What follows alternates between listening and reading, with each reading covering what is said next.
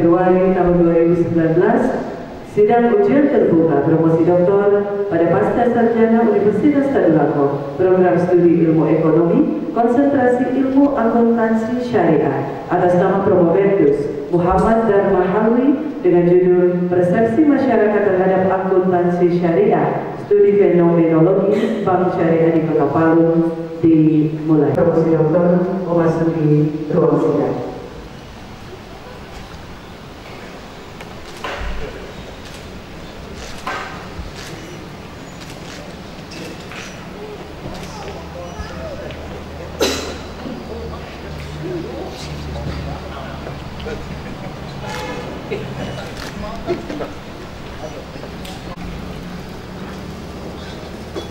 Dan menempati tempat yang telah ditentukan.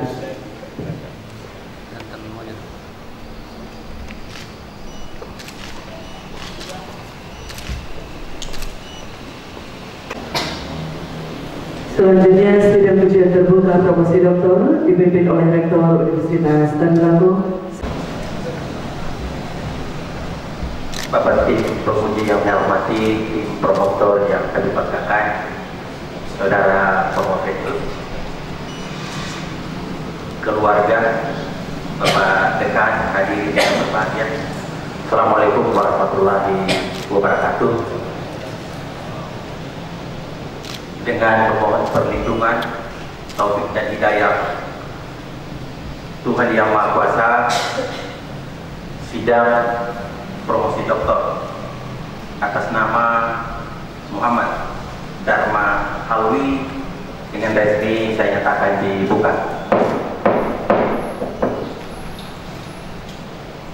Sebelum kita melanjutkan sesi berikutnya, kesempatan pertama saya persilahkan Bapak Profesor Dr. Andi Matulada selaku Ketua Tim Promotor untuk menyampaikan pertanggungjawaban akademik atas Promovendus Muhammad Dharma Halwi. Saya persilakan. Warahmatullahi wabarakatuh. Yang saya hormati pimpinan dan sekretaris sidang ujian terbuka doktor. Yang saya hormati oponen eksternal Bapak Profesor Dr. Rusli SAG MSc. Yang saya hormati oponen internal dan tim promotor.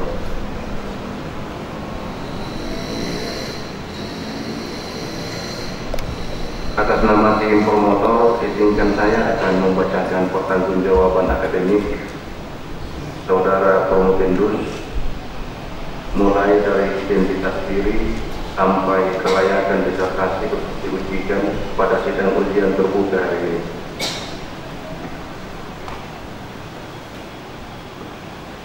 Nama Promovendus Muhammad Dharma Halwi, sarjana ekonomi, magister manajemen. Nomor induk mahasiswa C203-14004. Tempat tanggal lahir Palopo 25 Desember 1959. Alamat Jalan Pimpilido nomor 12 Kota Palu. Nama istri Hajah Darmawati SPDI. Tempat tanggal lahir Palopo 05 September 1960. Promovendus telah dikaruniai 3 orang anak. Yang pertama Elvira Dharma Praitna, sarjana ekonomi, lahir di Palopo 27 November 1986. Elviana Febrianti Dharma, sarjana teknik, lahir di Palu 24 Februari 1989. Sakia Rahma Dharma, lahir di Palu 6 Juli 1992. Promovendus menyelesaikan pendidikan sekolah dasar dan SMP di ibu kota kabupaten tempat kelahirannya di Palopo, Sulawesi Selatan. Dan pada tahun 1979 menyelesaikan pendidikan SMA di kota Palopo. Promovendus menyelesaikan pendidikan sarjana ekonomi akuntansi di Universitas Hasanuddin Makassar pada tahun 1985 dan Magister Manajemen di Universitas Hasanuddin pada tahun 2001. Promovendus diangkat sebagai staf pengajar pada jurusan akuntansi Fakultas Ekonomi Universitas Tadulako sejak tahun 1987 sampai sekarang dengan jabatan fungsional terakhir lektor kepala.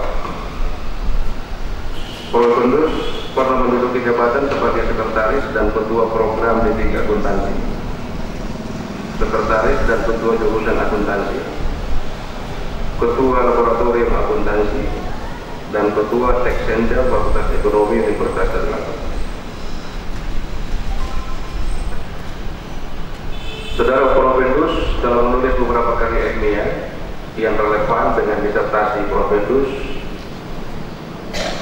yang dipublikasikan pada jurnal internasional, antara lain Perception of Communities on Islamic Banking and Islamic Transaction in Palu City, Indonesia,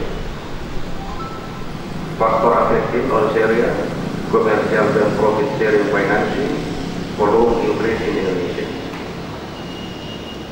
Judul disertasi Promovendus, Persepsi Masyarakat Akuntansi Syariah, Studi Fenomenologi Bank Syariah di Kota Palu. Isi singkat disertasi. Tujuan penelitian disertasi ini untuk menganalisis persepsi praktisi, auditor, ulama dan mahasiswa terhadap akuntansi syariah pada perbankan syariah di Kota Palu yang meliputi aspek perbankan syariah, transaksi syariah, dan akuntansi perbankan syariah sebagai instrumen bisnis bank syariah dengan menggunakan pendekatan fenomenologi. Manfaat yang diharapkan dari riset ini adalah sebagai bahan masukan bagi institusi terkait tentang pentingnya pemahaman penerapan akuntansi syariah pada perbankan syariah, dan juga diharapkan dapat berkontribusi terhadap pengembangan ilmu akuntansi khususnya dalam bidang ilmu akuntansi syariah. Beberapa temuan dari kajian ini secara singkat. Bank syariah merupakan bank umum yang sistem operasionalnya atas dasar prinsip syariah Islam berdasarkan Al-Quran dan Hadis, dengan melarang adanya riba.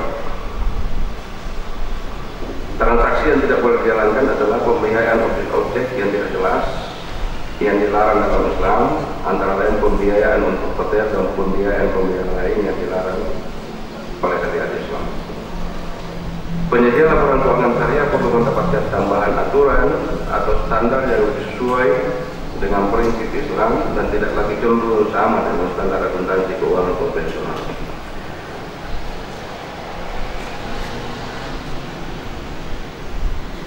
Untuk penyajian laporan keuangan di dalam entitas syariah harus disajikan dengan benar tanpa mempertimbangkan prinsip materiality.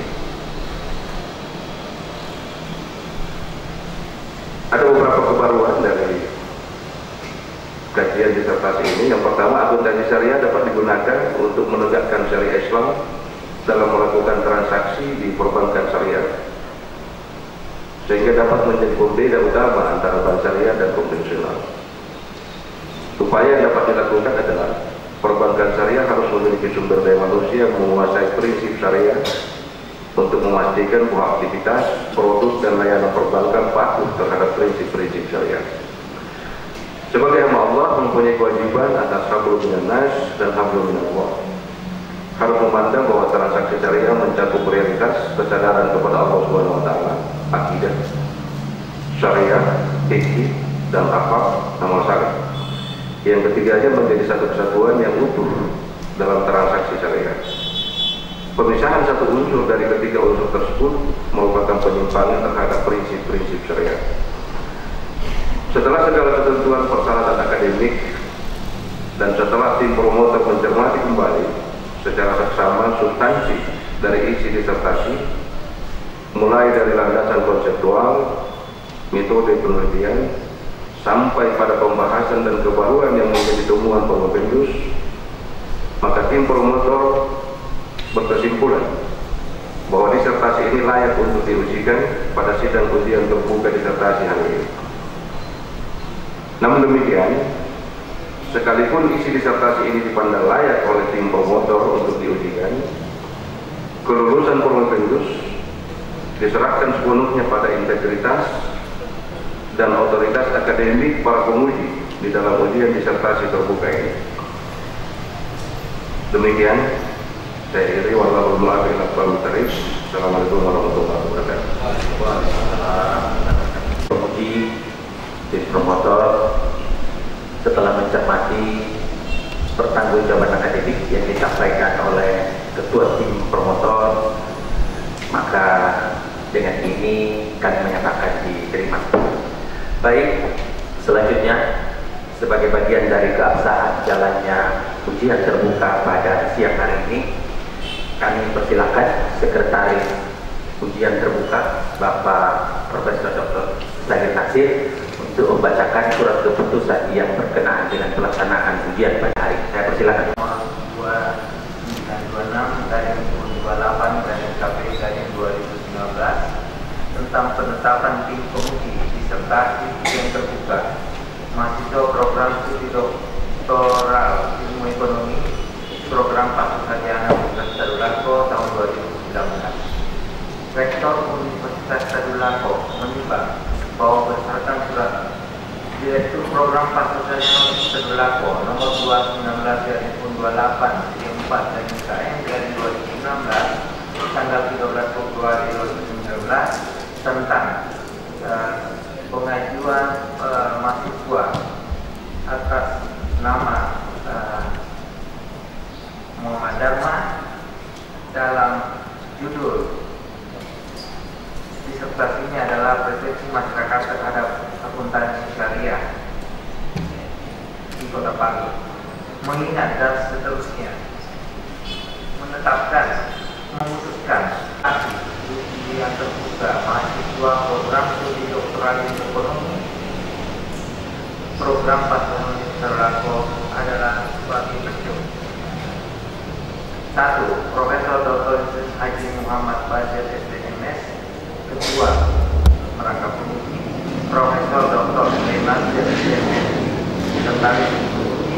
Profesor Dr. Lutfi Sarjana Agama,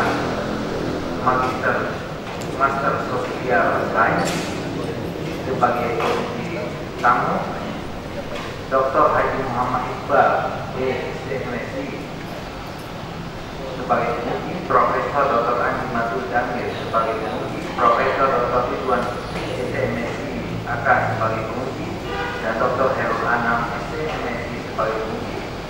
Ditetapkan di Palu, Rektor Universitas Profesor Dr. Haji Muhammad Basir SMSI. Prof. Zahir Nasir yang sudah membacakan surat keputusan yang berkenaan dengan pelaksanaan ujian hari ini.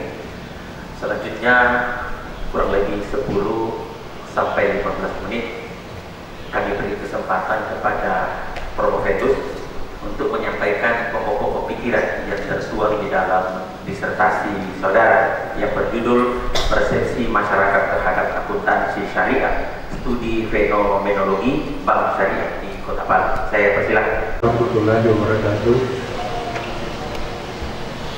Yang saya hormati Bapak Rektor Universitas Tadulako sekaligus Ketua Tim Penguji untuk promosi.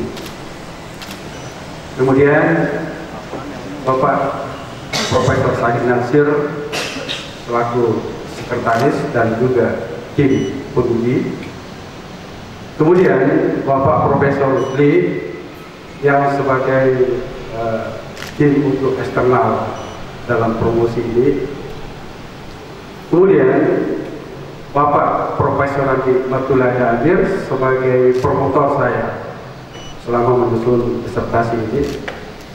Bapak Profesor Dr. Ridwan juga selaku co-promotor dan saya hormati, dan Bapak Dr. Khairul Anam juga selaku co-promotor saya, dan kemudian Bapak Dr.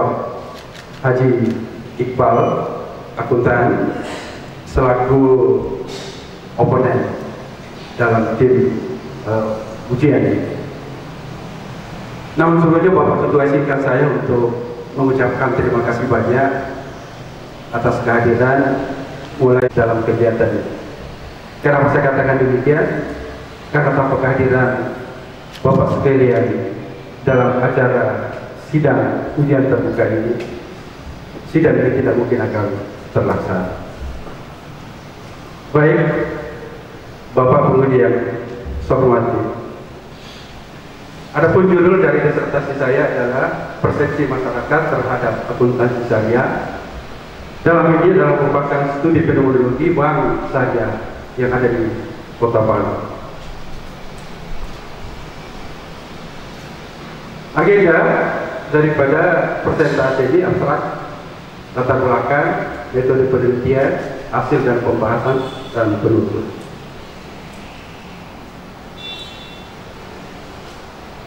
Kalau kita melihat sejarah daripada akuntansi syariah sebenarnya ini diawali dengan adanya akuntansi modern yang biasa kita kenal dengan akuntansi konvensional. Seperti kita pahami bahwa akuntansi modern itu asalnya dari negara barat,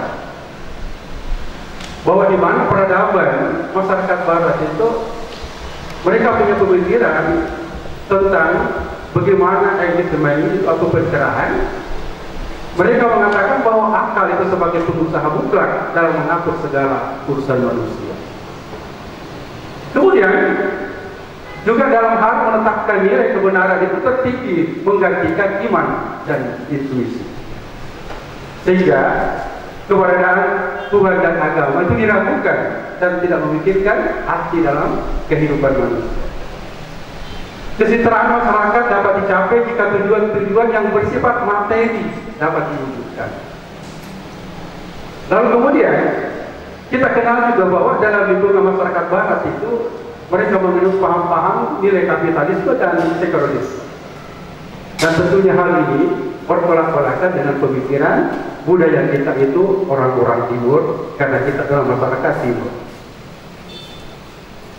Tim pengujian saya hormati, semua manusia menginginkan yang kita sebut dengan nama kesejahteraan. Itulah kita sebut dengan nama falah. Falah itu artinya cita-cita manusia untuk meraih kesejahteraan dan kebahagiaan. Namun hal ini ya hanya tidak terwujud.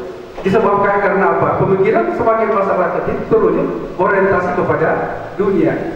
Dan inilah kita lihat dari aspek kehidupan itu berorientasi kepada ekonomi. Salah satu wujud kenapa tidak tercapai karena orientasi ekonomi yang mendominasi adalah bagaimana agar mereka dapat mencapai yang namanya kesejahteraan dunia lewat ekonomi. Sehingga ketika itu saya teringat prinsip ekonomi dengan pengorbanan sekecil-kecilnya untuk mendapatkan hasil yang sebesar-besarnya. Nah, inilah suatu konsep liberal. Bagaimanapun cara upaya dilakukan agar semua kebutuhan yang sifatnya dunia itu dapat terwujud. Nah, ini bertentangan dengan bangsa kita. Justru itu maka masuklah yang kita sebut dengan nama ekonomi syariah. Nah, disinilah peran ekonomi syariah untuk mengcounter, mengimbangi adanya akuntansi modern yang selama ini kita adopsi lewat akuntansi konvensional. Ekonomi syariah itu mengiktibarkan kepada apa? Diperlukan konsep penerapan transaksi syariah. Jadi konsep transaksi syariah dibutuhkan untuk entitas syariah. Jadi landasan untuk mengidentifikasi identitas transaksi sesuai dengan prinsip-prinsip syariah. Nah, prinsip-prinsip syariah ini diwujudkan dalam satu konsep yang kita sebut dengan nama konsep dasar penyerapan dan pelaksanaan laporan keuangan syariah. Jadi ini adalah wujud dari konsep tersebut 5 pilar, yaitu pertama adalah universalitas, dan kemudian keseimbangan, lalu kemudian yang ketiga adalah kemaslahatan, 4 keadilan, dan 5 adalah persaudaraan, ukhuwah.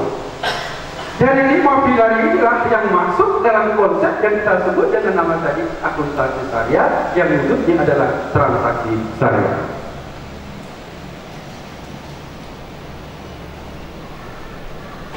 Akuntansi Akuntansi syariah ini diwujudkan dari adanya satu tauhid. Ini tauhid itu keimanan kepada Allah Subhanahu wa Ta'ala.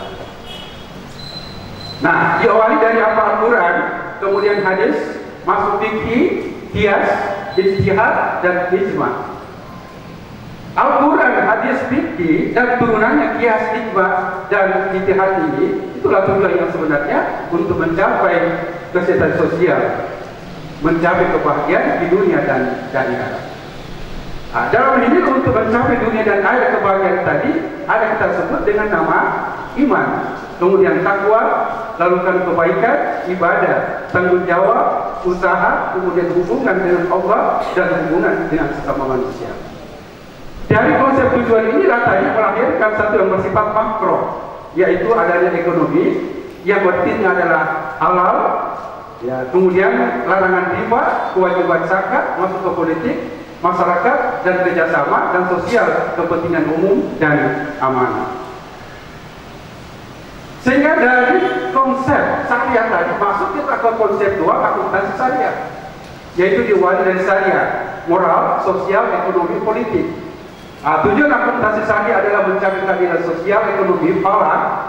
Jadi kemudian sarana ibadah memenuhi kewajiban kepada Allah, lingkungan, dan individu melalui keterbatasan institusi dalam kegiatan ekonomi, yaitu akuntan, manajer, pemilik, dan pemerintah. Lahirlah yang kita sebut dengan nama teknik akuntansi, dan kemudian teknik akuntansi dapat diwujudkan dalam satu pengukuran dan kemudian dilihat dari segi faktor manusianya.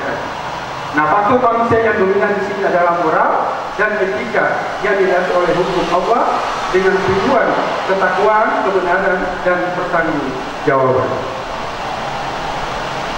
Akuntansi syariah dan masyarakat Islam. Akuntansi syariah basisnya adalah ekonomi syariah. Akuntansi syariah tidak akan terlaksana tanpa adanya atau kita paham dengan akuntansi ekonomi syariah.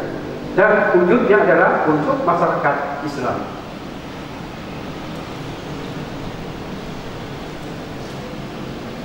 Bank syariah di Indonesia. Di Indonesia keberadaan bank syariah juga masih dalam pertanyaan yang besar karena masih ditemukan praktik-praktik bank syariah yang dilakukan institusi yang beragama Islam. Pertama, akuntansi syariah merupakan ilmu yang masih relatif baru pada bidang akuntansi secara komprehensif. Penerapan akuntansi syariah membutuhkan sumber daya manusia yang memiliki pemahaman yang baik pada bidang akuntansi syariah.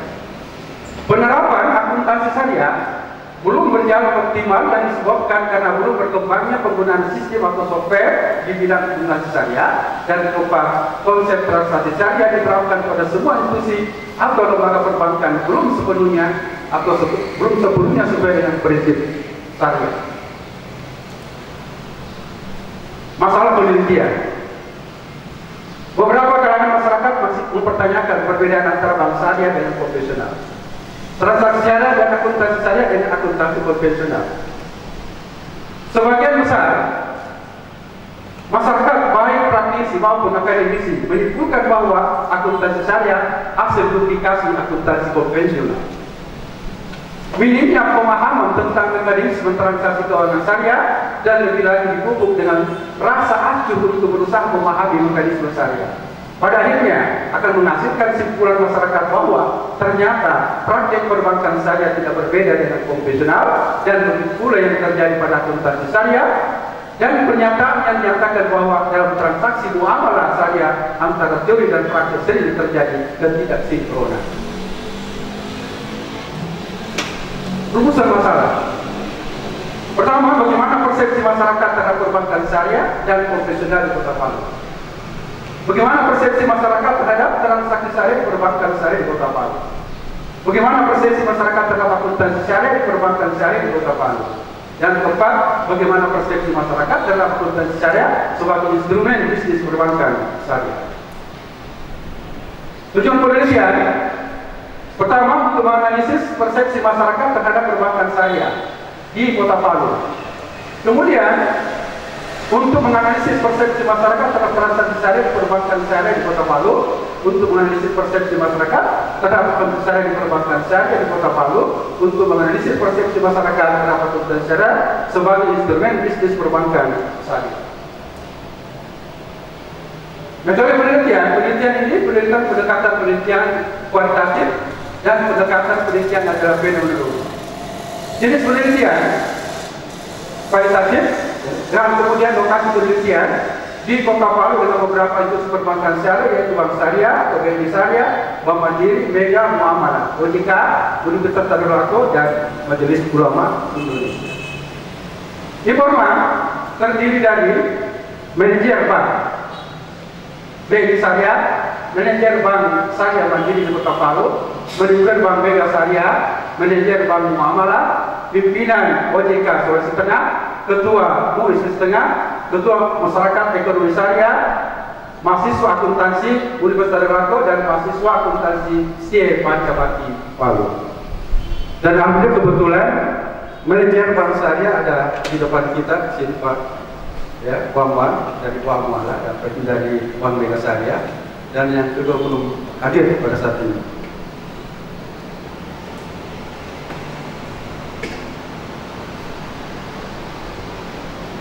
Objek dan subjek penelitian. Objek penelitian adalah persepsi penerapan akuntansi syariah pada perbankan yang memiliki karakteristik syariah. Subjek berdasarkan pengalaman, interaksi, dan pengetahuan tentang akuntansi syariah di perbankan syariah meliputi manajer bank, ulama, mahasiswa akuntansi perguruan tinggi di Kota Palu, dan auditor yaitu auditor OJK. Operasional konsep. Persepsi adalah suatu proses penginderaan siklus yang diterima oleh responden, auditor, mahasiswa, dan praktisi di instansi bernuansa syariah melalui alat indera, kemudian diinterpretasikan sehingga respon memberikan pandangan, memahami dan mengartikan tentang stimulus yang diterima. Praktisi adalah akuntan manajemen yang bekerja di lembaga keuangan atau perusahaan berbasis syariah. Auditor adalah sekelompok orang atau individu yang bertugas melakukan audit atas keuangan pada lembaga syariah seperti bank, asuransi, dan pegadaian. Mahasiswa jurusan akuntansi adalah mahasiswa aktif dengan jurusan akuntansi. Ulama adalah pemuka agama atau pemimpin agama yang bertugas mengayomi, membina, dan memimpin ulama umat Islam baik dalam masalah-masalah agama maupun masalah sehari yang diperlukan baik dari sisi keagamaan maupun sosial kemasyarakatan. Unit analisis instrumen. Komponen konseptual fenomenologi transendental unit yang dianalisis. Kesadaran merupakan kesadaran informal dalam bentuk kesadaran historis atau wahyu. Elitis, memori tindakan, dan praksis aturan yang menggerakkan manusia. Neowa dan neosis.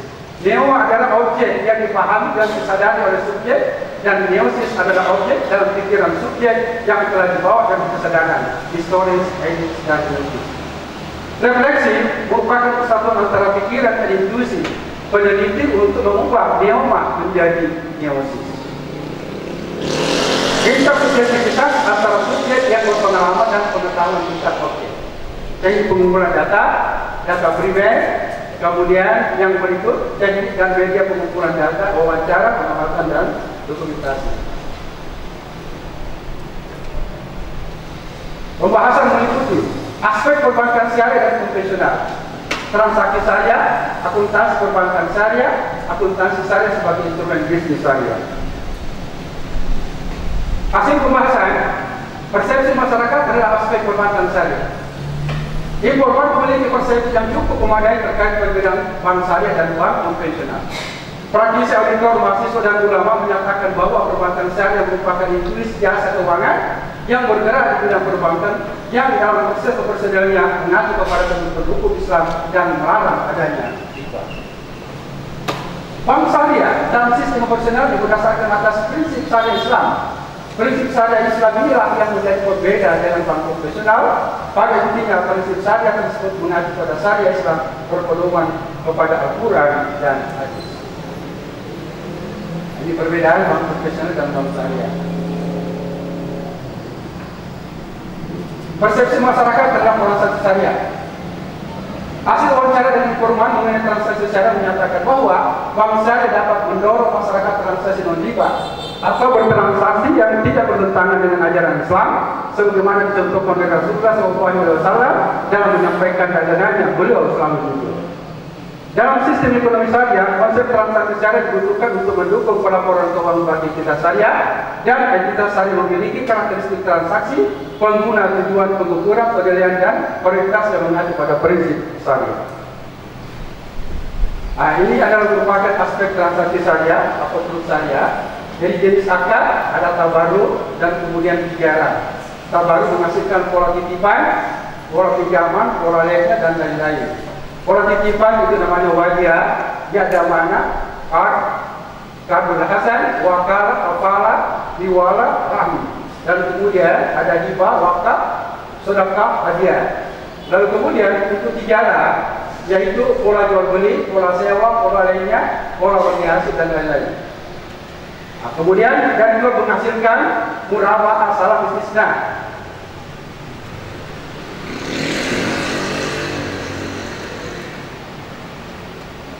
Persepsi masyarakat terhadap akuntansi perbankan syariah.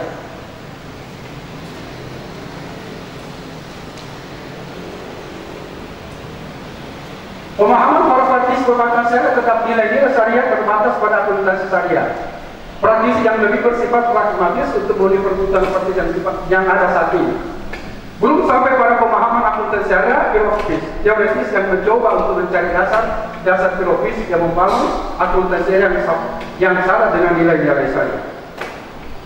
Praktisi perbankan syariah juga senantiasa mendorong masyarakat untuk mengembangkan usaha secara halal sesuai dengan prinsip syariah, sesuai dengan aturan yang mengatur bank syariah, bahwa bank syariah yang diperbolehkan membiayai usaha yang dikelola dan halal. Akuntansi perbankan syariah, jadi pertama kita lihat kerangka dasar penyusunan laporan, karakteristik bank syariah, pemakai dan kebutuhan bank syariah, pernyataan standar akuntansi nomor 9 mengenai murabahah, zakat, salam dan istisna paralel, bicara, ISB, wajah, fakta, kegiatan berbasis imbalan. Nah, kemudian di sini PSK yang lain yang bertentangan dengan syariah, itu yang terlihat PSK mulai 59, 101, 107. Instrumen bisnis bank syariah. Informasi menyatakan bahwa pencatatan dan penyajian laporan keuangan sesuai dengan prinsip Islam dan tidak lagi cenderung sama dengan standar akuntansi konvensional. Hal ini mengandung makna bahwa keberadaan akuntansi syariah sangat penting dalam setiap perbankan syariah. Dalam pemahaman bank syariah merekam pencatatan transaksi sesuai dengan standar hukum Islam. Pencatatan transaksi keuangan menjadi salah satu aspek mendapat perhatian dalam bisnis yang Islami. Penekanan ini dilandasi oleh suatu pemikiran bahwa pencatatan transaksi keuangan yang jujur dan sistematis, laporan keuangan dapat disusun dengan benar dan dapat menjamin hak maupun kewajiban semua pihak yang berhubungan dengan bank. Islam secara tegas melarang manipulasi dengan cara apapun, termasuk memanfaatkan prosedur atau metode akuntansi kepentingan individu maupun kelompok karena dapat merugikan pihak lain. Hasil pembahasan dengan akuntansi dikenal sebagai alat pertanggungjawaban kepada pemilik perusahaan, maka akuntansi syariah ada lebih dari itu, yaitu pertanggungjawaban kepada stakeholder dan Tuhan. Syarat sumber daya manusia, sidik, tabligh, amanah, dan wakaf.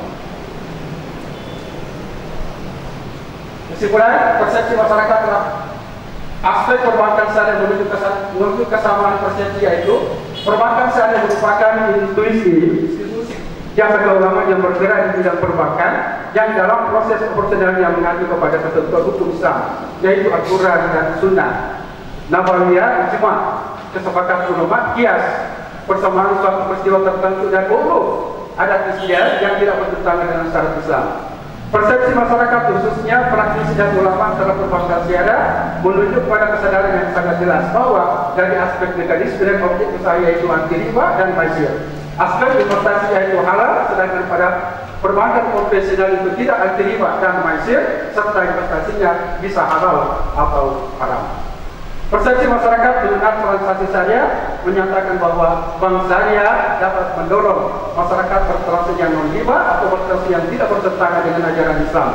sebagaimana dicontohkan Rasulullah SAW dalam menyampaikan dagangannya boleh selalu jujur, transaksi syariah dibutuhkan untuk mendukung laporan keuangan bagi entitas syariah. Karena entitas syariah memiliki karakteristik transaksi, pengguna tujuan pengukuran, penilaian, dan prioritas yang mengacu pada prinsip syariah.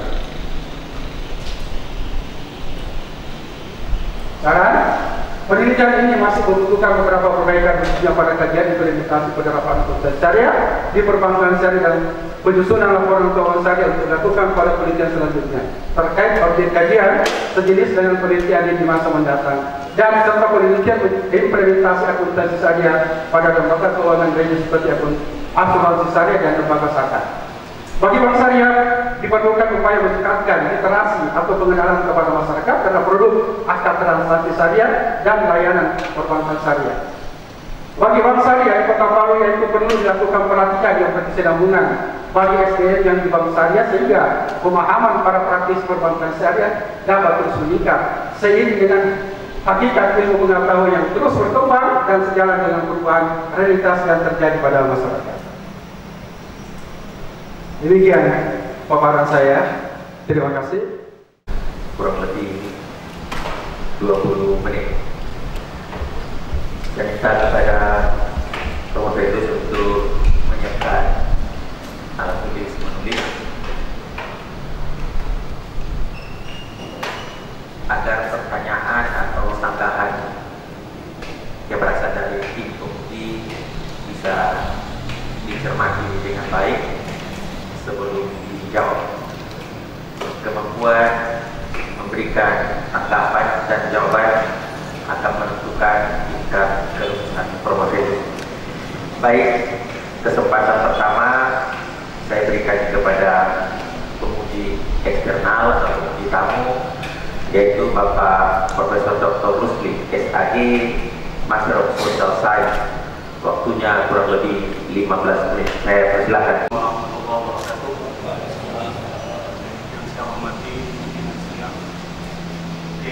Promotor dan penguji Saudara Muhammad dan Mahalwi, Promotor dan tamu undangan yang saya muliakan. Pertama-tama saya ingin mengucapkan selamat kepada Promotor Bapak Muhammad dan Mahalwi yang sudah pada tahapan ujian terbuka ini.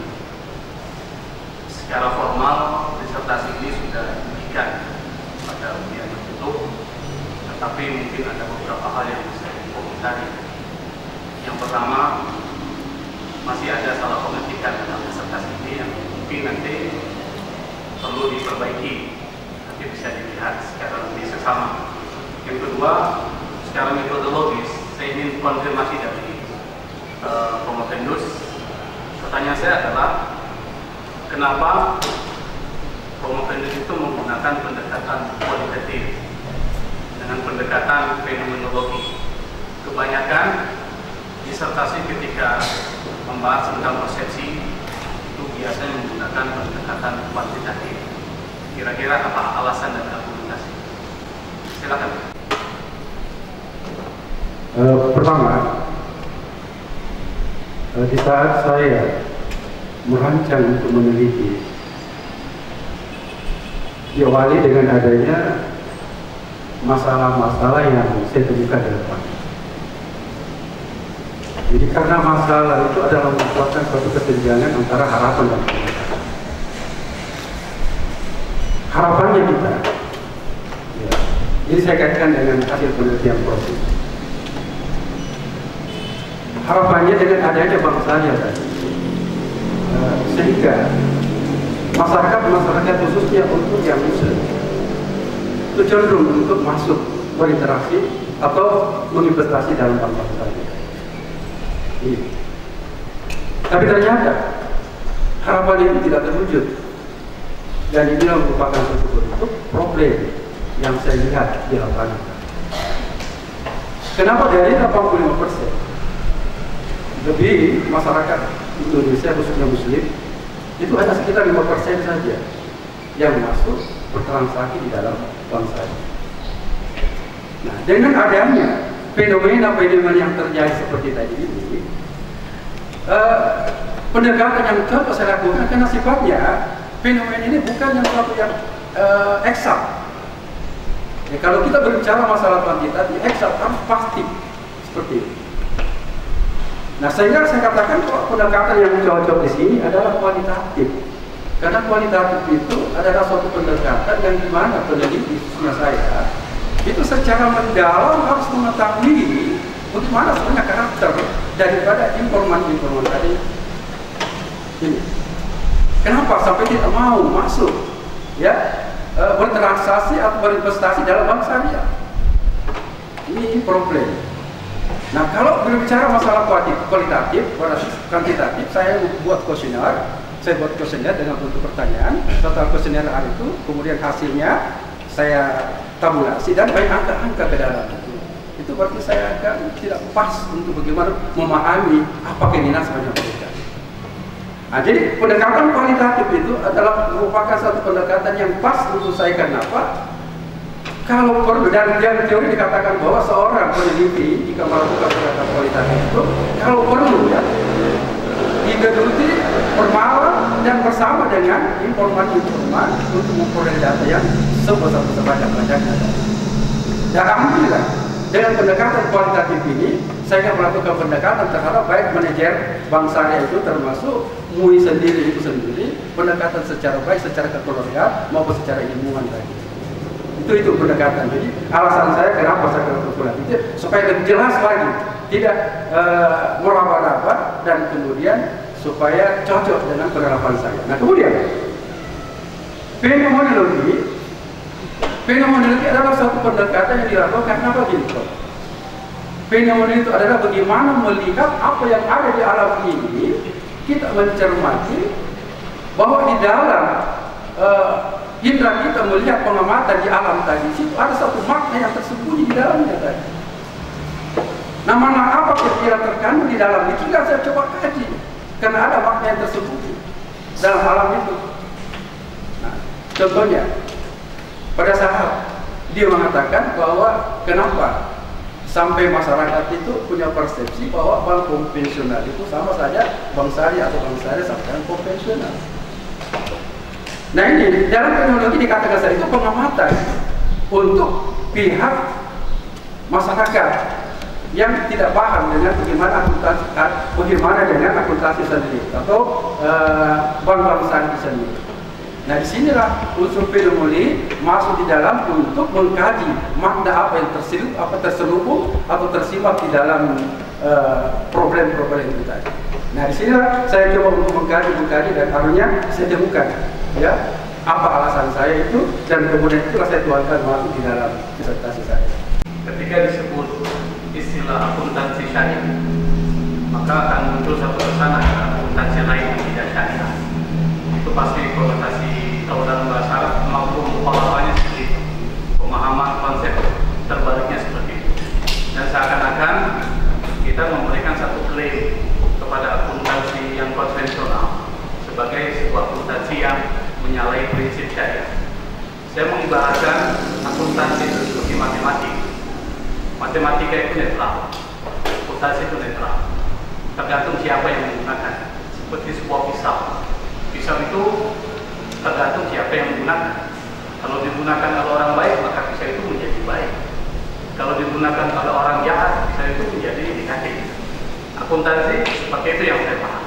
Nah, kalau dalam kajian konseptual ada perbedaan antara akuntansi konvensional dengan akuntansi konvensional dan syariah, dan ini menjadi satu isu yang menarik di dunia muslim.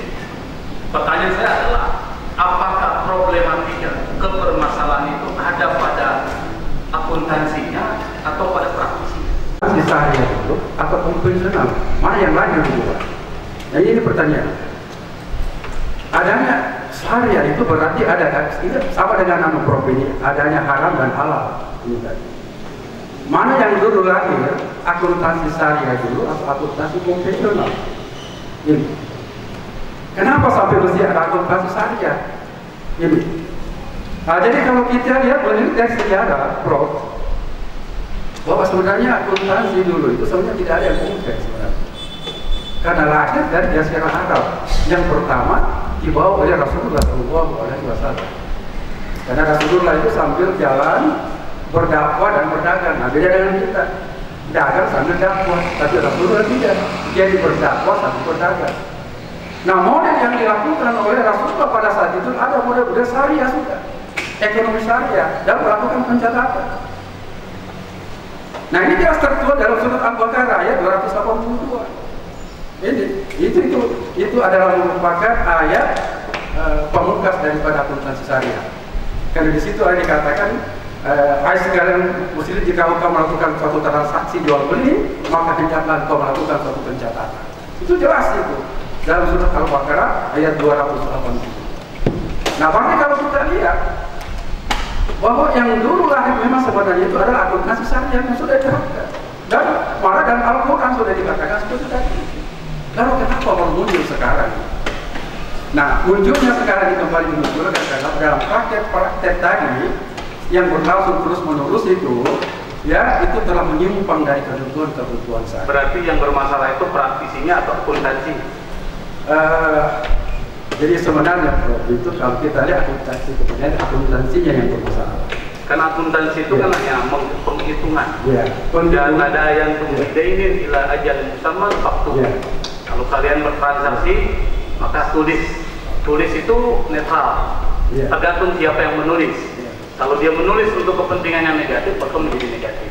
Itu yang saya katakan, posisinya netral, sama dengan matematika, sama dengan ilmu pengetahuan. Maka istilah syariah yang kemudian dinisbatkan ke akuntansi itu menjadi problematik dan ambigu. Harusnya akuntan syariah, bukan akuntansi syariah, akuntan yang syariah atau akuntan yang syar'i, akuntan yang berpegang pada prinsip-prinsip syariah, bukan akuntansi yang syariah. Itu yang menjadi problematik dari segi kebahasaan. Nah, maka perlu dilakukan penelusuran ulang penggunaan istilah akuntansi syariah sampai dengan ekonomi Islam. Itu perlu dilakukan ulang terkait dengan konsep. Oke, saya pikir cukup untuk hal itu. Yang berikutnya adalah di dalam akuntansi syariah, isu yang sering kali dikumandangkan yang menjadi hot issues dalam wacana akuntansi syariah itu ada 3 hal yang disebut dengan riba, maisir, dan boros. Dan itu memang dibahas dalam kitab fikih muamalat. Nah, itu menjadi satu hal yang kemudian segala transaksi kalau ada unsur-unsur seperti itu maka jadi diharamkan. Dan ini disebutkan juga dalam disertasi ini, di mana persepsi masyarakat itu adalah akuntansi syariah anti riba, anti maisir, dan anti boros. Itu disebutkan secara jelas. Pertanyaan saya adalah, apa yang Bapak pahami terkait dengan riba dan konteks pengharaman riba pada masa Nabi itu dalam konteks apa? Yang kemudian ditarik dalam proses kontemporer sehingga semuanya menjadi haram. Kira-kira kalau dalam bahasa usul fikihnya ilahnya apa? Atau rasiologisnya itu apa? Atau legal reasoningnya seperti apa? Sehingga kemudian mengkiaskan dan menganalogikan akuntansi konvensional itu ada unsur ribanya. Sampai kepada kesimpulan seperti itu gimana ceritanya? Kalau dikatakan Allah bayar wa harama riba. Jadi Allah mengharamkan jual beli dan mengharamkan riba. Nah, pengertian umum riba itu jika kita melakukan sesuatu transaksi dan kita memberikan kepada seseorang, feedback yang ibarat mengharapkan kelebihan daripada adanya kita berikan kepada seseorang. Kasih contoh, saya memberikan pinjaman kepada seseorang 100.000 rupiah. Saya katakan sama dia, kau kembali selama 1 bulan jangka waktu kembali 125.000. Nah, yang 25 itu pula riba. Itu dalam pengertian umum. Nah, sesungguhnya riba itu kan ada beberapa jenis. Pertama ada yang riba fadl. Kalau pada masa Nabi konteksnya apa ya? Penerapan ribanya di mana? Semacam ijma mengeluarkan fatwa bahwa jika terjadi kelebihan penjualan sebanyak 20%, maka itu tergolong riba. Itu bersamaan dengan mengharamkan rokok. Berarti kalau di bawah 20% tidak riba? Tidak riba. Itu menurut ucapan tahun 2000 asal itu pada fatwa ulama. 2000 itu jika penjualan dilakukan lebih dari 20%, maka tergolong riba. Di bawah 20% itu pertimbangan. Saya memberikan ilustrasi begini, Pak. Ya. Ada orang pinjam sama saya 1 juta. Saya minta dikembalikan 1 juta. Setelah dikembalikan, sebelum Anda mengembalikan, maka saya suruh Anda naik pohon dulu, ketik pohon kelapa itu masuk riba. Dia termasuk riba, tadi ada barang biasa di dalamnya. Karena si riba itu ada ziyadah, tambahan. Ada tambahan, tapi tidak semua tambahan yang tergantung dari awalnya. Kalau misalnya dalam awal saudara pendapatan saya kasih 100.000, besok ya kasih kembali 125 ribu. Tetapi pada saat saya kasih ini 100.000, lalu kemudian tidak ada perjanjian apa di awal, kemudian dikasih kembali 125.000 dan mengatakan ini barang yang saya ikhlasin. Berarti tidak tergolong. Berarti tambahan itu kontekstual. Iya, Kontekstual. Bisa saya disuruh membalikan 1.025.000. Pinjaman saya 1 juta. Tapi saya tidak suka itu mengembalikan 25.000 itu riba. ya. Tapi misalnya ada dua konteks ini. Saya pinjam 1 juta, lalu saya kembalikan 1.250.000. Saya senang karena saya berterima kasih sudah dibantu. Itu satu. Kedua, saya pinjam 1 juta, disuruh kembalikan 1 juta. Kemudian dia minta tambahan.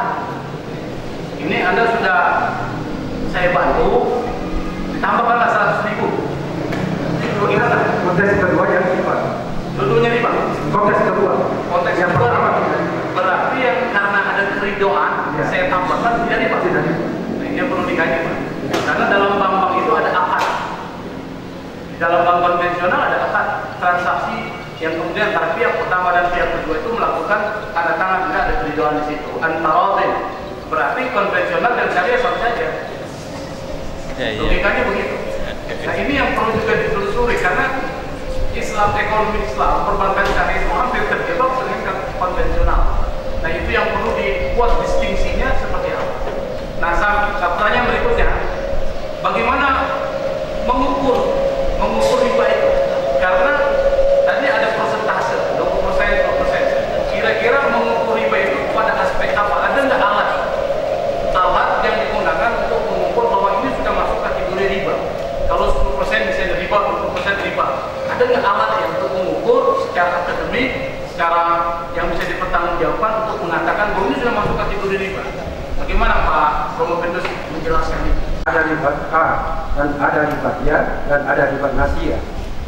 Ini. Nah, jadi kalau kita masuk ke riba A, itu kan riba menyangkut masalah adanya pertukaran barang yang sejenis. Misalnya emas dengan emas. Emas 2 gram. Lalu kemudian dikembalikan 2,5 gram. Jadi awal untuk mengukur emas tadi adalah timbangan. Jadi kalau dari segi riba barang. Nah, kemudian masuk K. Riba K itu adalah penjualan yang dilakukan ke satu barang, pengembalian satu bulan dengan ada tambahan unsur di dalamnya tadi. Nah, ini ukurnya apa tadi? Ukurnya dari sisi uang, kelebihan uang tadi. Nah, kemudian riba dia, ini riba dia. Yang bahayanya apa? Tidak boleh kita melakukan satu penjualan atau misalnya gini bro, saya terima barang, ya, saya pesan barang, misalnya di Surabaya. Lalu kemudian barang itu belum datang, lalu kemudian saya jual lagi kepada pihak yang lain. Nah, ini termasuk riba, ya. Nah, kemudian riba nasiah juga menyangkut masalah ini tadi emas juga. Misalnya saya jual emas kepada seseorang, lalu kemudian emas itu 12 gram. Lalu saya katakan kamu bayar nanti 12 atau 13 gram, berarti ada 1 gram yang dikembalikan. Nah, kalau kau tidak bayar lagi dalam waktu 1 bulan ini, tambah lagi 2 gram, berarti sudah 14 gram dikembalikan. Itu termasuk riba nasiah. Dan kontribusi terhadap pengembangan keilmuan akuntansi syariah seperti apa? Kualitatif. Kualitatif beranjak dari adanya satu fenomena. Fenomena yang saya baca beberapa literatur. Pertama tadi ada kebaruan. Yang uniknya tadi, pertama, saya buat satu teori yang berdasarkan Abdullah. Abdullah ini kan hamba Allah. Hamba Allah kita contohkan siapa? Hamba Allah Abdullah adalah Halifatul fil ard. Allah yang ngutus ke bumi itu berapa apa? Berinteraksi baik sesama Allah maupun kepada manusia tadi. Nah, seperti apa tadi? Kita harus jujur, adil, sesuai dengan prinsip akuntansi syariah, yaitu pertama pertanggungjawaban, yang kedua adalah keadilan, dan ketiga adalah kebenaran. Berarti tidak ada yang baru. Iya. Uniqueness, temuan barunya apa untuk pengembangan keilmuannya? Iya. Nah, kemudian yang berikut, semua akuntansi teori mengatakan bahwa akuntansi itu harus menerapkan sesuai dengan prinsip akuntansi syariah. Tapi saya katakan bukan lagi sesuai, harus ditegakkan. Jadi kita harus menegakkan bahwa prinsip pasar harus ditegakkan dalam melakukan transaksi, baik kepada Allah maupun kepada sesama hamba Allah. Kira-kira ada satu kata saja Pak terakhir. Ya. Kira-kira temuan ini apa? Apakah dari hasil penelitian ini menemukan satu model akuntansi syariah yang berbeda? Itu saya maksud. Misalnya ada misalnya humanistik syariah accounting misalnya, atau mungkin spiritual syariah accounting. Ada istilah-istilah tertentu yang ini membedakan ini menjadi temuan dalam disertasi Anda. Apakah ada seperti itu? Ada Pak. Jadi akuntansi sebenarnya saya membahas menyangkut masalah akuntansi syariah itu adalah scientific, ada ilmu, ya, ilmu pengetahuan. Ya, scientific, ya, syariah accounting. Ya, yang dulu ya, yang saya baca beberapa literatur. Tapi saya masukkan saya bukan lagi saintis, bahwa akuntansi syariah itu adalah suatu dogmatis. Dogma itu harus dilaksanakan karena berdasarkan atas Al-Quran dan hadis. Jadi bukan lagi saintis, tapi sudah dogma yang harus kita terapkan. Ya, terima kasih. Ya, terima kasih. Rusli sudah memberikan beberapa pertanyaan dan sanggahan yang sudah berlangsung dengan baik, dan saya kira ini adalah fenomena akademik yang sangat baik untuk kita. Selanjutnya saya persilakan Bapak Dr. Haji Muhammad Iqbal BSc MSc AKCA. Dari segi meteorologis ini, kalau penelitian kuantitatif itu kan arahnya bagaimana kita menguji teori.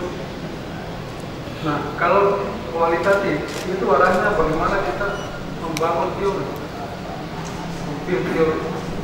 Nah, kita tahu bahwa di dalam positif accounting theory itu kan arahnya bagaimana perusahaan itu mengejar laba.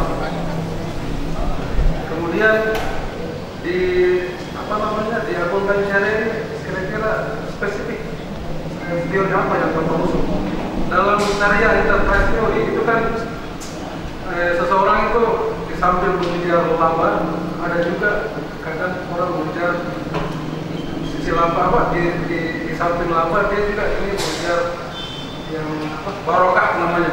Kira-kira bagaimana Bapak menghubungkan ini? Nah, kemudian sebutkan kira-kira teori apa yang Bapak kembangkan. Judul saya, persepsi masyarakat terhadap akuntansi syariah. Jadi seperti katakan tadi, persepsi adalah merupakan suatu pandangan seseorang terhadap sesuatu, bahwa di mana sesuatu yang dipandang tadi itu menimbulkan semacam dorongan, ya, untuk mengetahui, memahami seperti apa tadi. Ya, ada stimulan ya, yang dibangkitkan itu, sehingga ingin memahami sebenarnya apa yang terjadi. Ya, masuk ke dalam teknologi tadi. Itu adalah suatu teori di dalamnya, dan melahirkan suatu hasil dari penelitian itu ada 4. Pertama, perbankan syariah itu sendiri, dan kemudian akuntansi perbankan syariahnya, dan kemudian transaksi syariah, dan aspek yang berikut adalah instrumen daripada akuntansi syariah tersebut. Nah, kemudian dari 4 tadi hasil, ya, kesimpulan daripada riset saya tadi ini masing-masing dari 4 pilar itu nanti saya akan bangun masing-masing teori. Nah, tapi pada saat sekarang ini saya bisa mengatakan bahwa teori yang akan saya rencana untuk bangun tadi kata begini. Nah, selama ini kita tahu bahwa akuntansi konvensional itu adalah suatu teori yang menekankan laba sebesar-besarnya. Nah, maka sesuai dengan prinsip akuntansi tadi, dengan pengorbanan sekecil-kecilnya untuk mendapatkan hasil yang sebesar-besarnya. Berarti sini ada suatu upaya untuk meraih agar supaya apapun kita korbankan untuk mendapatkan profit. Nah, inilah tadi bedanya antara akuntansi syariah dan akuntansi konvensional. Nah, yang saya akan lahirkan teori nanti bagaimana agar akuntansi syariah bukan lagi teori mengajak untuk mendapatkan laba yang sebesar-besarnya, apa profit oriented, tapi adalah kemaslahatan. Bagaimana supaya ada sejahtera, bahagia, baik orang yang bertransaksi, baik penjual maupun itu pembeli. Nah, jadi oriented tadi syariah bukan profit yang sebesar-besarnya, tapi kemaslahatan. Ini kemaslahatan atau falah. Falah itu adalah kebahagiaan yang kita dapatkan kerelaan antara penjual dan pembeli, antara apoban dengan nasabah. Ada hal yang dari judul dikatakan tadi, kita berangkat dari judul itu. Persepsi adalah sesuatu yang kita pernah merasakan tentang apa yang kita lihat, apa yang kita rasakan. Tapi kalau belum pernah kita rasakan sesuatu, baru kita proses mempersepsikan, pasti bias. Pasti bias. Nah, jadi kalau saya lihat respondennya itu mahasiswa yang tidak pernah tahu tentang akuntansi, pasti bias hasilnya. Nah, berangkat dari situ, maka saya mempertanyakan dari hasil penelitian setelah saya baca dengan yang saya dapatkan dari hasil ini adalah kelemahan, jadi keterbatasan bagian ini. Tapi saya tidak lihat novel ini gimana. Nah, kalau Bapak sedengar tadi selalu mengatakan bahwa itu kembali kebutuhan. Kalau kita bicara Al-Quran, berarti itu hasilnya kita perlu kita bahas selanjutnya. Yang maksud saya, karena kita berbicara sains, maka kita harus mencari apa sih daripada dari itu saya temukan. Jangan sampai karena proses kita itu tidak memberikan hasil dari setting. Saya sudah demikian. Terima kasih. Ada dua orang ustaz untuk memegang seekor gajah. Jadi masing-masing orang buta tadi kembali kepada orang yang melihat atau yang tidak buta. Ditanya masing-masing, si A, bagaimana itu? Gajah seperti apa? Gajah itu seperti ular yang sangat besar sekali. Kenapa dikatakan demikian? Ya karena yang dipegang adalah belalainya. Nah kemudian yang berikut, gajah seperti apa? Suatu seperti kayak bundar lebar, karena yang dipegang adalah telinganya. Gajah itu kecil, ya seperti ular yang kecil, karena yang dipegang adalah ekornya. Nah gajah itu tinggi besar, karena yang dipegang adalah badannya. Nah inilah persepsi yang dilaporkan oleh orang buta tempat tadi kepada sang orang yang melihat. Nah sehingga akhirnya apa? Sang melihat melakukan perspektif terhadap persepsi ini tadi. Jadi persepsi sebenarnya itu adalah sesuatu hal yang memang belum dilakukan tapi akan dilakukan ke depan. Yang berikut, bahwa persepsi itu ya karena adalah suatu pengamatan terhadap sesuatu, dan kemudian dari pengamatan itu kita ambil suatu makna, apa kira-kira makna terkandung di dalam tadi. Nah, contohnya persepsi daripada perbankan tadi. Nah, mahasiswa yang saya ajar di sini tadi adalah mahasiswa yang sudah lulus mata kuliah akuntansi syariah. Itu persyaratannya tadi, yang sudah semester akhir, yang sudah lulus mata kuliah akuntansi syariah, dan itu jurusan akuntansi. Terima kasih, Prof. Selanjutnya, penguji berikutnya saya persilakan Bapak Dr. Hairul Anam, SMC. Waktunya juga 3 menit. Yang 5%. Karena Bapak berangkat dari penelitian, ya, dan itu fakta di Indonesia bahwa porsi perbankan syariah atau lembaga keuangan syariah itu baru menguasai 5% pangsa pasar. Pertanyaan saya, sejauh apa penelitian Bapak atau Prof. Pedro bisa mengangkat pangsa pasar yang 5% ini, ya, sementara umat Islam di Indonesia itu 85% kurang. Itu yang pertama. Yang kedua, apakah di dalam semua produk syariah itu berlaku profit and loss sharing? Dan seperti apa persepsi Bapak, bukan persepsi penelitian tapi persepsinya Prof. itu terhadap mudharib dan sahibul mal, baik pada pola simpanan maupun pada pola tunjangan? Jadi saya jawab yang kedua dulu. Jadi produk perbankan pembiayaan saya itu ada yang investasi sifatnya dan ada yang tidak. Yang investasi itu adalah mudarabah dan musyarakah, itu turunannya. Jadi murabah itu, mudarabah itu adalah transaksi yang dilakukan antara dua pihak, antara sahibul mal dan mudarib. Contoh, maaf, saya sahibul mal dan kemudian Pak Hairul adalah mudarib. Artinya sahibul mal itu adalah pemilik darah itu sendiri, pemilik uang. Sedangkan mudarib orang dipercayakan untuk mengelola uang yang dititipkan oleh tadi mudarib sahibul mal. Nah di sini berlaku yang kita sebut dengan namanya profit sharing. Saya potong sedikit ya. Pertanyaan saya, apakah sama posisi sahibul malnya ya, pada saat pola simpan dan pola pinjam? Ya. Ya. Kalau pola simpan itu kan simpan wajib sama. Karena kalau simpan ini makanya di sini ada negara daripada tadi.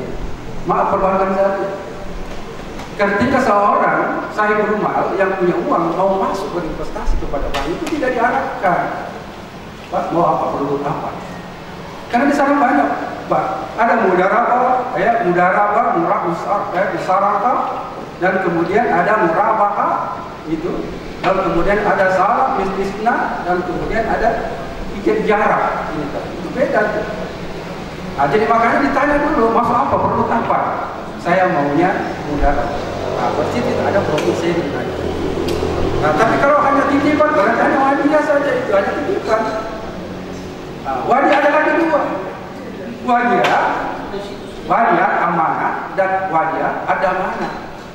Nah, wadiah amanah itu saya titip, tapi tidak bisa diganggu. Ada titip doang tadi, harapkan apa? Nah, mungkin seperti profit sharing. Nah, kemudian wadiah ada amanah tadi itu adalah wadiah yang bisa dipercayakan kepada mudarib untuk meminjamkan kepada pihak ketiga lagi, itulah pembiayaan, dan itulah dilakukan oleh bank-bank syariah. Ini tadi. Nah, ini sifat investasi, itu ada profit sharing di sini. Tapi kalau sifatnya murabah, salam tidak, dia bukan profit sharing, tapi dia margin. Nah, tergantung di margin. Apa margin tadi? Kalau istilah compensation itu laba sebenarnya. Laba. Tapi kalau syariahnya itu tidak dikatakan laba, karena laba itu ada semacam patokan bahwa saya harus laba sekian.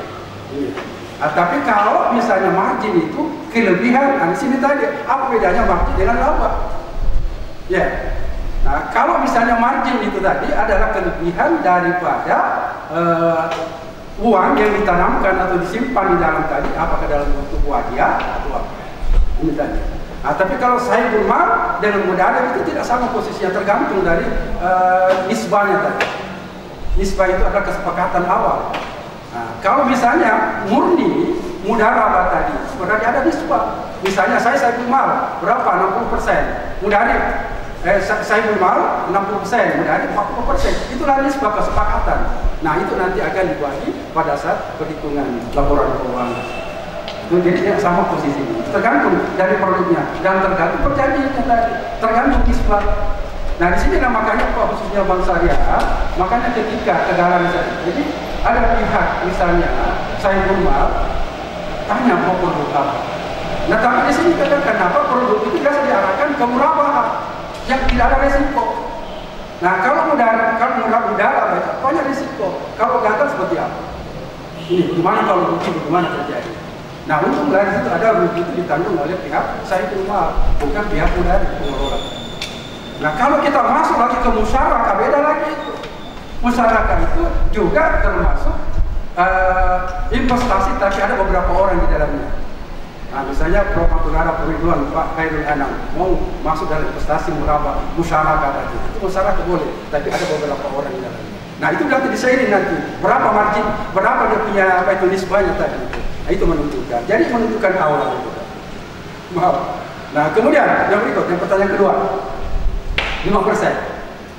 Nah, di sini datanya perlu adanya sosialisasi. Kenapa? Jadi karena hasil riset saya, karena saya mau tahu bagaimana sebenarnya sumber daya manusia yang ada dalam bank syariah itu. Maaf Pak ya, saya melakukan penelitian, saya berani pinjam uang di bank syariah, kredit saya. Jadi saya biarkan dulu ini karyawan ini.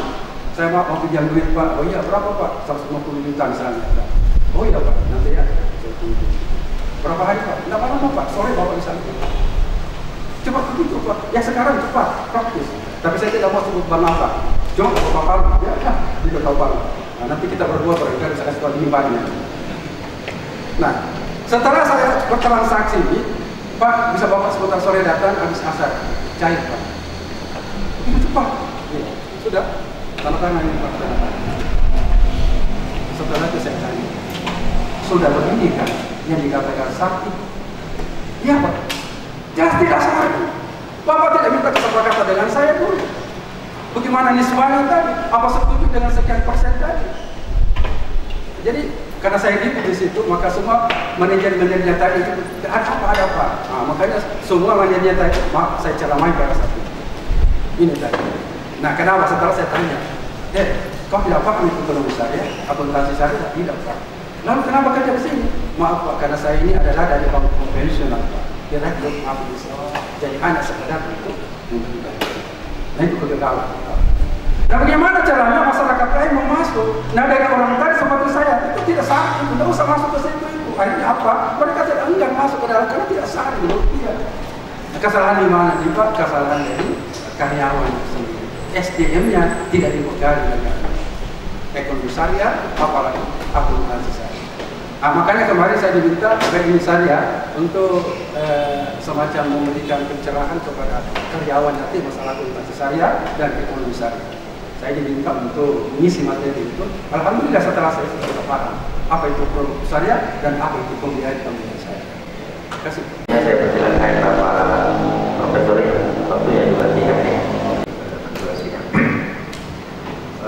Saudara Pengurus, ada dua hal yang saya ingin tanyakan. Yang pertama, tadi Pengurus mengatakan bahwa output daripada akuntansi syariah itu adalah pertama adalah akuntabilitas, yang kedua adalah pelaporan. Ya. Pertanyaan saya adalah apakah akuntabilitas yang ada di akuntansi syariah dengan pelaporan sama dengan akuntansi konvensional? Itu yang pertama. Yang kedua, saya sedikit menyambung mengenai persepsi akuntansi syariah, bukan akuntansi tapi bank syariah. Saya pernah melihat kontrak antara menerima pinjaman dengan bank syariah, salah satu bank syariah. Di dalam kontrak itu sudah ditentukan berapa yang harus dikembalikan setiap bulan. Setelah saya hitung-hitung, ternyata di bank syariah itu dia menggunakan sistem bunga perhitungan annuity, di mana annuity itu adalah pada saat pengembalian di awal pengembalian itu angsuran pokok dulu yang besar, baru kelebihan yang dibayar. Ini artinya bahwa kalau kita lihat dari persepsi akuntansi syariah ini sebenarnya sama dengan bank konvensional, karena jelas sekali pada saat saya itu ternyata dia menggunakan annuity. Ya, jadi dulu menarik pokok pinjaman di situ ada listnya. Pertama, kalau bulan pertama adalah pokok sekian, kemudian ada apalah namanya kelebihannya itu. Itu kalau kita lihat itu pokoknya lebih besar di awal angsuran daripada yang terakhir. Nah ini kalau hal seperti ini ya menurut persepsi saya ya ini sama saja dengan bank konvensional, karena dia mendahulukan pokok pembalian. Nah kemudian di dalam kontraknya itu sudah ditentukan berapa serinya. Berarti ini sudah mendahului bahwa ini sudah pasti untung. Kan serinya tadi. Ini kan sudah mendahului. Kalau misalnya di dalam perhitungannya itu adalah pada saat pada saat beroperasi, di situ tidak bahwa berapa keuntungannya itulah serinya. Ini barangkali dikatakan saja, tapi ini sudah mendahului sekian laba yang diperoleh pada investasi itu.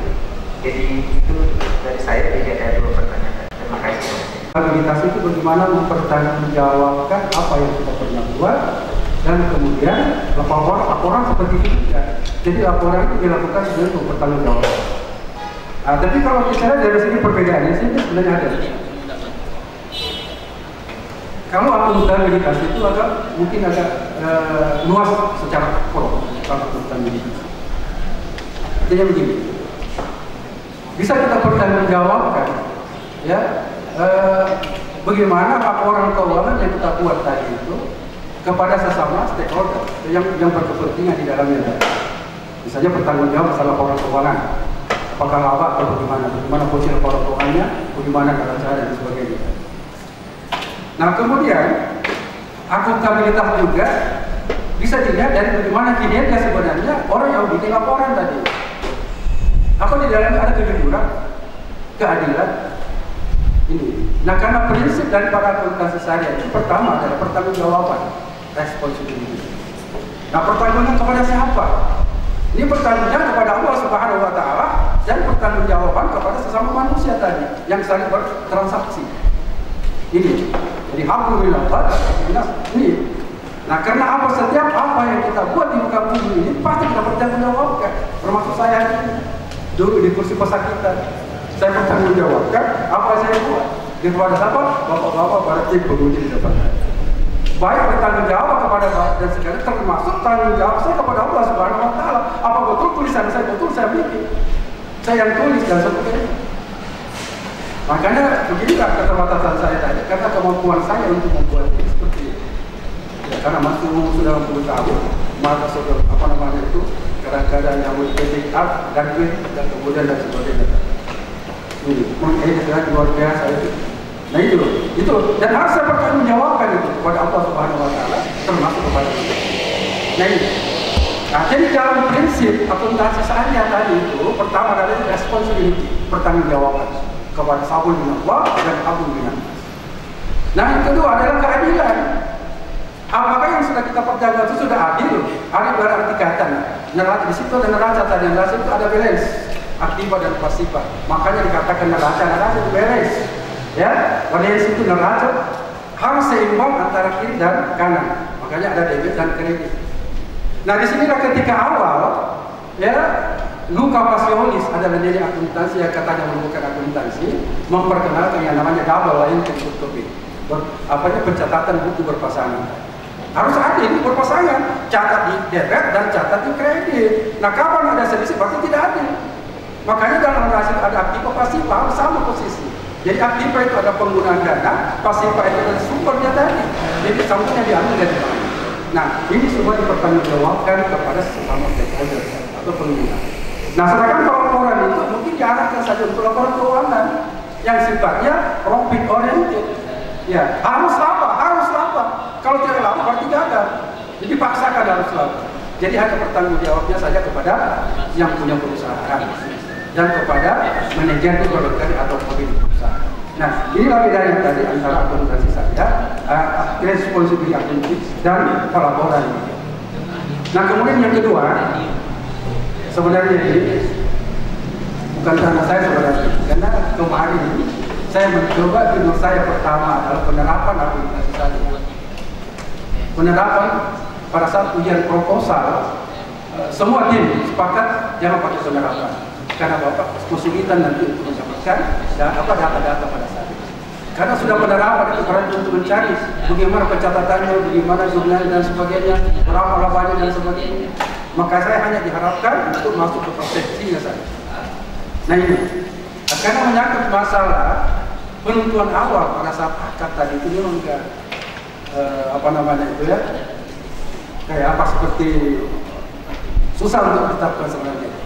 Yang mungkin barangkali sebentar nanti bisa nanti Pak Bapak menjelaskan dari Bang betul ada apakarnya di sini, ya Pak Bapak karena saya jawab nanti salahnya nanti Pak Bapak sama saya dari Mega Syariah. Nah karena Pak Bapak dipakarnya dari muamalah, Bang yang pertama, Bang yang pertama dalam muamalah, ya beliau yang pakainya mungkin nanti kasih kesempatan sedikit untuk menjawab pertanyaan Pak Ridwan. Nah itu, tapi namun demikian ada sedikit tambahan saya. Gini, jadi ada namanya ketika masyarakat kenapa enggan untuk masuk mengatur ke bank syariah? Karena persepsi masyarakat gini Pak, karena ada namanya pasar itu ada dua, pasar rasional dan pasar emosional. Kalau kita berbicara masalah pasar rasional, berarti kita bicara hukum rupiah. Itu usah di bank syariah. Kenapa? Kecil tentunya, bunga misalnya kecil. Marginnya kecil sekali. Seperti Pak Ridwan katakan tadi, itu bunganya terlalu tinggi dibandingkan bank konvensional. Nah, itu adalah merupakan sosok manusia yang punya pasar rasional. Dia memperhitungkan untuk ruginya. Tapi ada namanya pasar emosional. Seperti apa tadi? Dia tidak mau lihat apakah rugi atau untung. Yang jelas, saya nabung di bank syariah yang dapat barokah. Dia tidak perlu itu. Saya bank syariah kenapa? Saya sudah doa apa sudah doa dengan syariah kenapa? Saya ingin kehalalannya tadi dan berkahnya. Walaupun sedikit bunganya atau sedikit tambahan, tapi dapat berkah dan berkah. Nah, itu dua pasar tadi. Nah, inilah harus dipasarkan oleh bank-bank sangat tadi. Bukan dari segi keuntungannya, tapi barokahnya. Sedikit tapi barokah. Nah, inilah prinsip daripada bank syariah tadi. Bukan banyak, tapi barokahnya tadi. Terima kasih. Selanjutnya saya persilakan Bapak Profesor Dr. Adi Matulani. Waktunya 2 saya silakan. Terima kasih Prof. Ya, jadi ini menarik ini karena berkolaborasi secara asik antara dunia ilmiah dengan dunia ceramah ya Pak Ustaz ya. Nah, saya ingin menangkap satu poin yang disampaikan di awal tadi. Ini mungkin tidak terlalu filosofis, tetapi menarik untuk saya berikan teman-teman. Ada satu prinsip ekonomi mungkin tadi yang disinggung ini, bahwa kita ingin mendapatkan hasil yang sebesar-besarnya dengan mengorbankan yang kecil-kecilnya. Saya kira ini tidak akan ada realitanya sampai kapanpun. Apalagi kita orang akuntansi ini kan tidak pernah bersembunyi di balik asumsi. Ya, jadi saya kira statement ini tidak cocok untuk orang-orang accounting seperti Pak Dharma ini. Yang kedua gini. Ini ada satu kontroversi sebenarnya. Karena kalau kita bicara riset,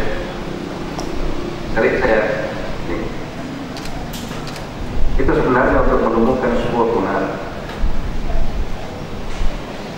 Tapi kebenaran yang dimasukkan di sana adalah kebenaran ilmiah, bukan kebenaran mutlak.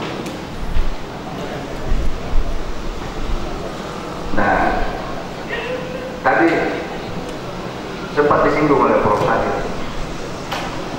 Kalau kita mengambil referensi Quran, itu berarti kita masuk di ranah kebenaran mutlak. Karena kebenaran yang ditemukan di riset itu kan kebenaran ilmiah.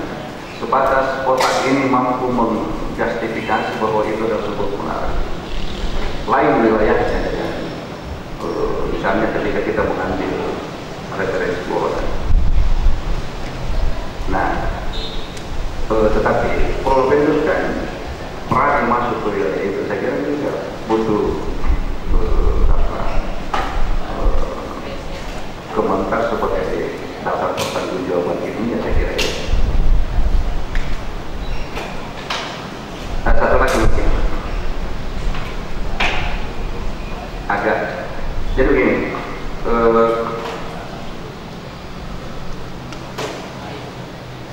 Kalau kita bicara akuntansi syariah ini, maka kitab sucinya itu semuanya di PSAK 101, 106. Tetapi kalau kita baca beberapa hasil riset, ini dasar implementasi semuanya di institusi perbankan syariah. Sebagian besar perbankan syariah itu belum mampu mengimplementasi PSAK 101 sampai 106. Nah, saya kira fenomena ini juga terjadi di Nah, selahan Pak Dharma, apa kira-kira penyebabnya itu? Dan ada nggak jalan keluar yang bisa disampaikan? Karena di sini kan ada banyak praktisi perbankan syariah. Saya kira itu penting untuk mereka tahu. Silakan dikomentari. Dari Profi. Jadi saya standar akuntansi keuangan syariah itu berangkat atau berawal dari PSAK konvensional, PSAK keuangan. Dan kemudian lahirnya PSAK tadi, lahirnya akuntansi syariah sebenarnya diawali dengan adanya peraturan perbankan itu nomor 7 tahun 1982 itu menyamakan antara bank syariah dan bank umum itu. Nah kemudian maka lahirlah aturan pemerintah nomor 10 tahun 98. Nah itu merujuk kepada memperbaikan daripada akuntansi, perbaikan daripada bank syariah itu tadi dan bank umum diperlukan sama. Ada pengecualian. Apa bedanya di sini tadi? Bank umum beda dan ada dari bank perkreditan. Nah, kemudian masuk lagi dalam aturan nomor pemerintah 23 tahun 2003 ya. Itu sudah agak lebih bagus sedikit di sini karena apa? Nah, sudah ada perlindungan kepada bank syariah. Itu perlindungan maksudnya tadi itu pengakuan keberadaan bank syariah sudah diakui. Ya, lewat apa? Ada perintah bahwa Bank Indonesia harus bertanggung jawab membantu sarana dan prasarana untuk berdirinya daripada instansi bank syariah. Nah, yang lebih spesifik lagi masuk ke pemerintah itu nomor 21 tahun 2003. Ini tadi, ini yang terbaru ini tadi. Nah, di sini lebih spesifik membedakan antara bagaimana bank syariah itu dan bagaimana bank konvensional. Nah, maka masuklah tadi bank syariah itu semua produk-produk tadi yang lewat PSAK akuntansi syariah. Nah, sedangkan tim pembuat dari PSAK akuntansi syariah ini adalah DSN, Dewan Syariah Nasional. Ini tadi, Dewan Syariah Nasional sudah ada itu maksudnya. Dan tidak sembarang keluar yang dimotori atau inspirasi dari Bank Indonesia. Nah, maka lahirlah dari PSK nomor 50. Yang 59, PSK nomor 59. Nah, dari nomor 9 tadi masuklah PSAK nomor 101. Nah, 101 itu menyangkut masalah laporan keuangan. Ya, laporan keuangan itu laporan keuangan akuntansi syariah. PSK 101. Masuk PSAK 102 tentang ini tadi murabahah. PSAK 103 itu tadi salah. PSAK 104 istisna. 105 baru masuk mudarabah. 106 masuk murabahah. Maaf, ada lagi satu. PSAK 107 yaitu tentang ijarah. Nah ini semua diatur dalam PSK tadi untuk akuntansi syariah dan tercantum lewat keputusan perbankan itu nomor 23 tahun 2003. Nah kemudian yang pertanyaan pertama tadi, jadi gini, ke depan generasi kita itu ditentukan dua hal. Pertama adalah ilmu pengetahuan, dan kemudian yang kedua adalah agama. Ilmu pengetahuan itu tidak bisa jalan sendiri, harus dikombinasi dengan agama ini atau syariah. Kalau ilmu pengetahuan berjalan sendiri, berarti kita lupa nanti bahwa kelak ada namanya hari kebangkitan, hari pembalasan. Ini. Tapi kalau kita berbicara hanya persoalan agama, berarti kita itu tidak yakin bahwa kita ini merasa terasing di negara kita sendiri. Nah, justru antara ilmu pengetahuan dan agama itu dikumpulkan, harus disejalankan. Lalu kemudian kita masuk karena antara sains dan syariah. Jadi kalau kita berbicara masalah akuntansi konvensional, itu berbicara masalah sains. Ini seperti yang jelaskan Prof. Yaitu bahwa ilmu sains mengatakan bahwa gejala-gejala yang kita dapatkan itu dari alam. Dan karena alam ini tadi berubah daripada apa yang kita lakukan pada saat melakukan penyelidikan. Tapi kalau kita berani masuk di ranah syariat, berarti kita anggap bahwa apa yang kita terjadi adalah suatu dogma. Dogma berarti syariat kita harus kita lakukan, kita tegakkan. Jadi artinya apa? Tidak lagi berdasarkan alam, tapi alam yang merubah dirinya untuk masuk ke dunia spiritual.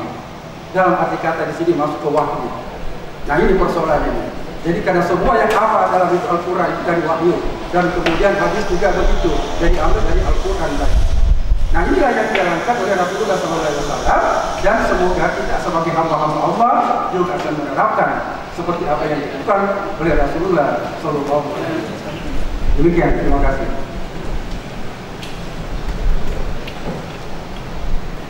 Terima kasih Prof. Aing, sangat berbahagia dari seluruh tim penguji, mulai dari Master of Social Science, kemudian Bapak Dr. Haji Muhammad Iqbal BSc MSc, kemudian Bapak Profesor Dr. Said Nasir, dilanjutkan dengan Bapak Dr. Herul Anam SMSc, Bapak Profesor Ridwan SMSc AKCA, dan Bapak Profesor Dr. Haji Masyulada Akhir SMSc. Keseluruhan tim penguji ini telah menyampaikan pendapat beliau tentang penampilan Bapak, cara menjawab, cara menyanggah, dan seterusnya yang dituangkan dalam nilai oleh seluruh tim. Oleh karena itu, untuk tidak membuang-buang waktu, proses tetap di tempat, kami ingin sampaikan bahwa dari keseluruhan penilaian itu sudah kami tabulasikan sebagai berikut. Indeks prestasi rata-rata untuk semua mata kuliah di luar disertasi 3,94, dan berdasarkan penilaian tim penguji, Bapak dinyatakan lulus dengan nilai A. Dengan demikian IPK jadi 3,96, dan Bapak Muhammad Darmaharwi dinyatakan lulus dengan predikat ilmu sangat memuaskan. Apakah Pak Darma bisa menerima? Oh, terima kasih. Baik, kami mengundang ke hormati saya Ketua Panitia Ujian Doktoral melantik Muhammad Darmaharwi menjadi doktor dalam bidang ilmu ekonomi, konsentrasi ilmu akuntansi. Semoga Allah menerima amalan saudara sebagai amalan jariah yang akan saudara abdikan bagi ilmu pengetahuan nusa bangsa dan agama. Semoga saudara dapat mempertahankan integritas ilmiah saudara sebagai doktor. Untuk itu kami mengucapkan selamat.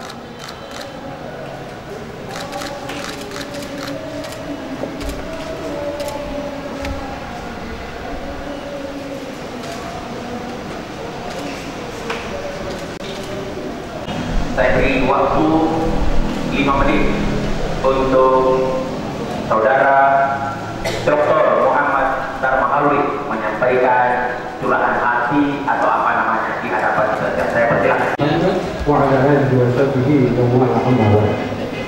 Yang saya hormati Ketua tim dan kemudian seluruh anggota Budi Satu. Yang dalam benak saya ketika itu, bagaimana membuktikan bahwa Tuhan itu ada? Ini pertanyaan dari kita. Seperti pertanyaan daripada Nabi Ibrahim alaihissalam. Siapa itu Tuhan? Di mana Tuhan? Dia melihat bulan, itulah Tuhan. Ternyata bulan itu benar. Dia matahari itu Tuhan. Ternyata Tuhan matahari itu benar. Ya, begitulah. Banyak orang ketika bertanya, di mana Tuhan? Bagaimana membuktikan Tuhan? Tuhan itu dilihat dari hasil ciptaannya yang ada di atas raya.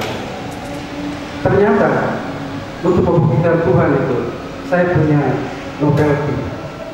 Artinya, saya membuktikan Tuhan itu lewat bukan ciptanya, tapi lewat paksa saya. Kenapa saya katakan rasa? Karena proses perjalanan 2011 sampai saat ini, yang banyak ikut campur tangan dan usaha saya adalah Allah Subhanahu wa Ta'ala. Kenapa saya katakan demikian? Alhamdulillah, dari awal proses tadi, awal proses kemudahan sampai saat ini. Terakhir kemarin, ketika Prof. Said mengatakan ada perbaikan yang harus ditandatangani, dan itu satu pun belum ditandatangani, dan harus segera masuk. Saya sambil perasaan stres dan sebagainya, saya berada di rumah, insya Allah ada pilih saya berjalan. Saya langsung ke rumahnya Pak Iqbal. Alhamdulillah ada Pak Iqbal. Pak, perlu tanda tangan. Dan kemudian Prof. Muslim. Dan semua orang yang saya cari ada di tempat hari itu. Langsung saya bilang, alhamdulillah, Pak Sahir dan Pak Kabul. Karena Pak Sahir bilang, Prof. Sahir, saya tidak hadir untuk kedatangan itu. Saya buktikan itu, insya Allah, saya akan buktikan. Dan ini yang merupakan saya buktikan bahwa itu Allah, karena ada dalam masa saya. Inilah, jadi saya teringat juga ada kata-kata Prof ketika itu Fakir. Ketika ada adik saya baru pulang dari sekolah, saya tanya, mau kemana deh? Saya mau dipanggil Pak Rektor. Untuk apa? Tidak tahu. Mau dikasih nomor, saya tahu. Setelah pulang, saya tanya, jadi kau dikasih tahu apa dikasih? Saya yang dinasehati. Nasihati apa? Kau jangan sombong, jangan bangga, walaupun dari luar dari mana. Karena itu ilmu itu hanya sebatas air penyakit atas itu. Nah, untuk membuktikan itu apa betul Profesor Pak Sahir itu Pak Basir mengatakan seperti itu. Betul waktu itu saya ketemu Prof bikin informasinya. Saya Prof, adik saya mengatakan seperti itu. Katanya kita nasihat begitu, betul begitu Pak. Karena Profesor saya kata-katanya Prof Basir pada saat itu dia bilang 1 tambah 1 2. Orang dari Amerika sekolah tidak pernah katakan 1 tambah 1 itu 3. Semua pasti 2 tambah 2 itu pasti 4. Saya tidak berubah. Nah, inilah membuat semangat saya.